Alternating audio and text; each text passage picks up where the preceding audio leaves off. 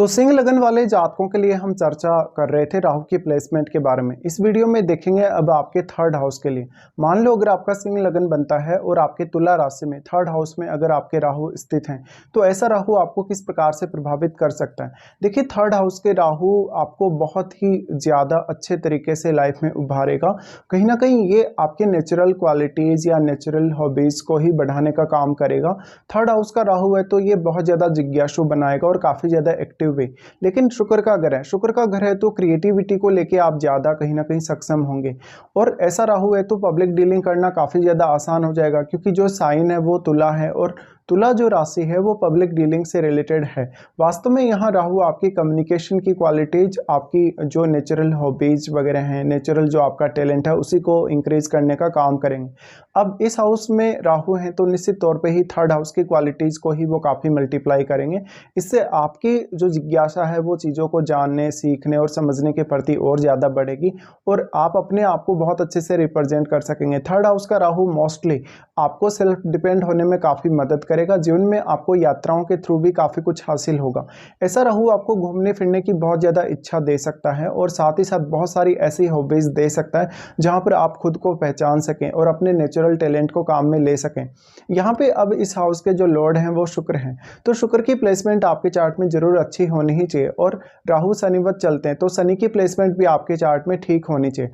अब यहाँ राहु स्थित हैं तो ये राहु आपके बिजनेस क्वालिटीज़ को लेके बहुत ज़्यादा अच्छे हैं, पार्टनरशिप वगैरह को लेके भी काफ़ी बेहतर रिजल्ट रहेंगे। लेकिन वास्तव में आपके कुछ रिश्ते जैसे भाई बहनों, रिलेटिव्स के साथ या इवन जीवन साथी के साथ कभी कभी थोड़ा बहुत मतभेद हो सकता है। अगर राहु के साथ किसी फायरी प्लैनेट का प्रभाव है थर्ड हाउस पे या आपके सेवंथ हाउस में मान लो कोई फायरी प्लैनेट बैठा है, क्योंकि नॉर्मली यही देखा जाता है कि राहु जिस भी हाउस में स्थित होते हैं या जिस हाउस पे वो दृष्टि डालते हैं वहाँ के गुणों को बढ़ावा देने का ही काम करते हैं। इसलिए आपकी एक्सपेक्टेशंस इस राहु की प्लेसमेंट के थ्रू आपके जीवन साथी से और आपके रिलेटिव से काफ़ी ज़्यादा बढ़ जाएंगी। ऐसा राहु आपको मेहनत करने में बहुत ज़्यादा सक्षम बनाएगा। चीज़ों को जानने, सीखने, समझने और परखने में आप काफ़ी माहिर होंगे। साथ ही साथ आपके नेचुरल जो टैलेंट है या नेचुरल जो हॉबीज़ हैं वो लगातार आपके काम आती रहें, इसके लिए आपको खुद ही प्रयास करना होगा। ऐसा जातक अगर अपना कोई ऐसा व्यवसाय चुनता है जिस काम को वो बहुत ज़्यादा पसंद करे या जो काम उसकी हॉबीज़ में शामिल है या उसके इंटरेस्ट में शामिल है, ऐसे में जातक बहुत हद तक सफल हो सकता है। क्योंकि राहु ऐसा ग्रह है जिसके पास कोई भी लिमिट नहीं है, वो लिमिटलेस है। इसलिए ऐसा जातक बहुत आगे तक अपने करियर में जा सकता है। ऐसा जातक अगर अपने करियर में अपने टैलेंट के आधार पर ज़्यादा ध्यान दे तो वो बहुत कुछ करने में सक्षम हो सकता है। आप काफ़ी मल्टी टैलेंटेड हो सकते हैं। साथ ही ऐसा राहु आपको फॉरेन की यात्रा या फॉरेन सेटलमेंट में काफ़ी मदद करेगा। शुक्र अगर देखा जाए तो राहु के परम मित्र हैं, तो राहु की ये अगर देखा जाए सेकंड हाउस के बाद सबसे अच्छी प्लेसमेंट मानी जा सकती है सिंह लगन वालों के लिए। अब यहाँ पे फिर राहु के साथ बैठे हुए ग्रह को आप जरूर देख लीजिए। राहु के साथ बैठा हुआ ग्रह आपके चार्ट में किसी न किसी भाव का स्वामी जरूर होगा, तो आपको अब उन भावों के लिए भी बहुत ज़्यादा मेहनत नहीं करनी होगी। उन भावों से रिलेटेड जो आपको काम करने हैं उनमें भी आपको राहु काफ़ी मदद करेंगे। अगर मान लो राहु के साथ कोई फायरी प्लैनेट है, कोई बहुत एग्रेसिव प्लैनेट यहाँ बैठा है, तो मोस्टली ऐसा राहु आपके रिश्तों को खराब करने का काम करता है, वो भी आपकी ओवर एक्सपेक्टेशन की वजह से ही। सिर्फ यहाँ पे राहु आपको बहुत कुछ जीवन में करने में सक्षम बनाएंगे, तो आपको हमेशा खुद पर ज़्यादा ध्यान देने की आवश्यकता है और खुद को समझना जरूरी है। यहाँ पे राहु है तो ये आपको छोटी दूरी की यात्रा करने में तो सक्षम बनाएंगे ही, साथ में आपको लंबी दूरी की यात्राएं या विदेश यात्राओं के थ्रू भी काफ़ी लाभ देंगे। ऐसा राहु आपके नेचुरल टैलेंट के बेस पे आपको काफ़ी ज़्यादा नेम फेम भी देगा। यहाँ राहु आपके 11th हाउस और आपके 7th हाउस दोनों को ही कनेक्ट करने का काम करते हैं और इन्हीं भावों के थ्रू हमारी जो एक इमेज है दूसरे लोगों के मन में वो बनती है, या हमारी जो रेपुटेशन है, हमारा जो मान सम्मान है वो बढ़ता है।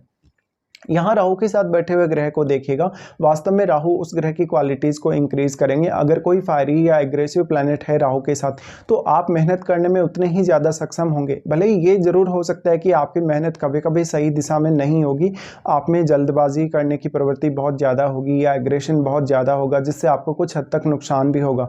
लेकिन आप अगर राहु के टैलेंट को या राहु की क्वालिटीज़ को सही दिशा में यूज करें तो बहुत अच्छा साबित हो सकता है। मोस्टली अगर देखा जाए तो सिंह लगन के चार्ट में दूसरे दूसरे भाव के बाद ये राहु की सबसे अच्छी प्लेसमेंट मानी जा सकती है। बट यहाँ पे राहु के साथ बैठा हुआ ग्रह अगर एक शुभ ग्रह भी हुआ तो भी आपको काफ़ी बेहतर रिजल्ट्स रहेंगे।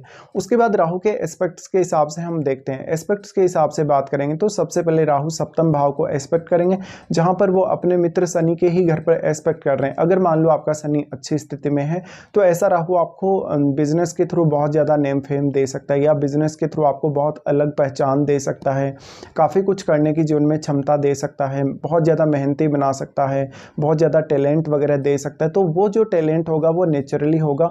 अब सिर्फ राहु उसको मल्टीप्लाई करने का काम करेंगे। अब आप अपना जो एग्रेशन है, आप अपना जो डेडिकेशन है वो किस तरीके से यूज़ करते हैं किसी भी काम को करने के लिए, ये आपके लिए काफ़ी इंपॉर्टेंट होगा।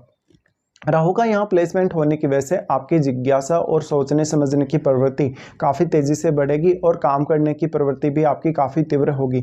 इससे आपको किसी भी काम को बहुत जल्दी निपटाने में मदद मिल सकती है। राहु का एस्पेक्ट जो सप्तम पे है आपके लिए पब्लिक डीलिंग काफ़ी ज़्यादा आसान कर देगा, आपके लिए बिजनेस करना आसान कर देगा, साथ साथ में आपके लिए कोई भी ऐसा काम करना जिसमें बहुत ज़्यादा रिस्क है, जिसमें बहुत ज़्यादा आपको आपके नेचुरल क्वालिटीज़ या टैलेंट की आवश्यकता है, उनमें राहु आपको काफ़ी सपोर्ट करेगा। राहु का सप्तम पे एस्पेक्ट होने की वजह से यहाँ कभी कभी जीवन साथी को लेके आपके एक्सपेक्टेशंस काफ़ी ज़्यादा बढ़ जाती हैं। ऐसे में आप कोई ऐसा काम करें जिसमें लगातार आप पब्लिक के साथ डील कर रहे हैं, लोगों के साथ कन्वर्सेशन में आ रहे हैं, या लोगों को किसी भी तरीके से सपोर्ट करने को देख रहे हैं, या उनके साथ किसी भी प्रकार का वार्तालाप कर रहे हैं, तो राहु आपको और ज़्यादा बेहतर बनाएगा समय के साथ साथ। ये राहु की प्लेसमेंट अगर कोई एग्रेसिव प्लैनेट से प्रभावित है तो आपकी काम करने की क्षमता और आपकी दक्षता लगातार बढ़ती जाएगी। राहु का सप्तम भाव पे प्रभाव होने की वजह से ऐसा जातक कभी कभी अपने जीवन साथी के साथ कुछ हद तक विवाद या ऐसी स्थितियां देखेगा।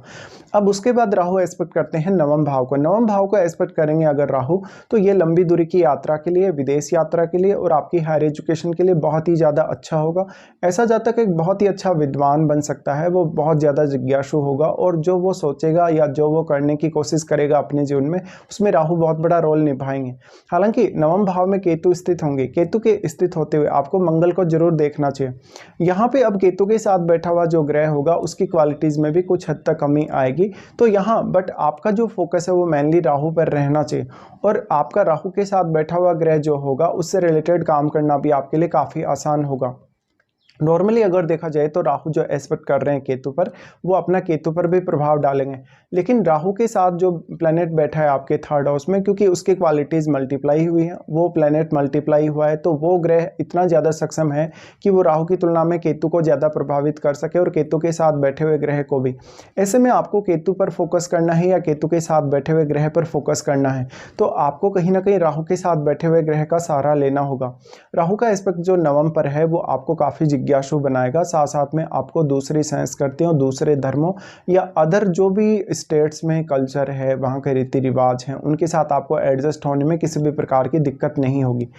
ऐसा राहु आपको काफ़ी भ्रमणशील बनाएगा और जीवन में यात्राओं के थ्रू आप बहुत सारे नए अनुभव भी प्राप्त करेंगे और उनसे बहुत कुछ सीखेंगे भी। राहु का एस्पेक्ट उसके बाद आपके 11th हाउस पे रहेगा। 11th हाउस पे राहु का एस्पेक्ट बहुत ज़्यादा इंटरेस्टिंग होगा, क्योंकि यहाँ राहु अपने उच्च के घर यानी मिथुन राशि पर दृष्टि डाल रहे हैं। यहाँ पे अब आपके लिए बुध की प्लेसमेंट बहुत इंपॉर्टेंट हो जाएगी और 11th हाउस में बैठे हुए ग्रह की भी, क्योंकि ऐसा राहु आपको काफ़ी इंपल्सिव और एक्टिव बनाने का काम करता है। जब राहु इस तरीके से दृष्टि डाले 11th हाउस पर, तो आपको धन कमाने, धन अर्जित करने और नेम फेम अर्जित करने की भी बहुत ज़्यादा चाहत देगा। यहाँ पे अगर कोई फायरी प्लैनेट का प्रभाव है 11th हाउस पर, तो आपकी एक्सपेक्टेशन उतनी ही ज़्यादा बढ़ती जाएगी। जैसे जैसे जीवन में आपको सफलता मिलेगी वैसे वैसे आपकी अपेक्षाओं में तीव्र वृद्धि होती जाएगी। राहु का 11th हाउस पर प्रभाव होना निश्चित तौर पर आपको जीवन में बहुत ज़्यादा गेन करवाएगा, स्पेशली आपको फॉरेन के थ्रू या अदर कल्चर के लोगों के थ्रू। राहु का यहाँ दृष्टि है तो अब जातक इतना ज़्यादा सक्षम है कि वो अपनी हर एक्सपेक्टेशन को, अपनी हर इच्छा को पूरा कर सके और वो लोगों की भी उतनी ही ज़्यादा मदद करेगा। बट ये राहु आपके बिजनेस रिलेटेड क्वालिटीज़ के लिए मोस्टली अच्छा साबित होगा, भले ही मैरिड लाइफ को लेके या अन्य रिश्तों को लेके उतने बेहतर रिजल्ट हो या ना हो। साथ ही साथ आपको अगर फॉरेन से इनकम होती है, फॉरेन से पैसा आता हो, तो और भी ज़्यादा अच्छा। यहाँ पे राहु 11th हाउस पे दृष्टि डाल रहे हैं, तो आपको कोई भी प्रकार से लॉटरी, सट्टा या इस प्रकार के रिस्की कामों से बचना होगा। नहीं तो आपको यहाँ कभी कभी नुकसान भी होने के चांसेस होंगे। बट थर्ड हाउस का राहु है तो नॉर्मली यही बोला जा सकता है कि आपको आपके नेचुरल टैलेंट के आधार पे ही चलना चाहिए। वैसे आप सूर्य से संचालित होते हैं, सूर्य से संचालित होने की वजह से सूर्य का जो साइन है लियो साइन, ये भी नेचुरल टैलेंट को या नेचुरल क्वालिटीज़ को दर्शाता है। और ऐसे में अगर थर्ड हाउस में राहु स्थित हो तो ये आपके लिए और भी ज़्यादा फेवरेबल हो जाएगा अन्य लग्नों की तुलना में। तो यहाँ अब आपको राहु की दशा पर भी विचार करना चाहिए।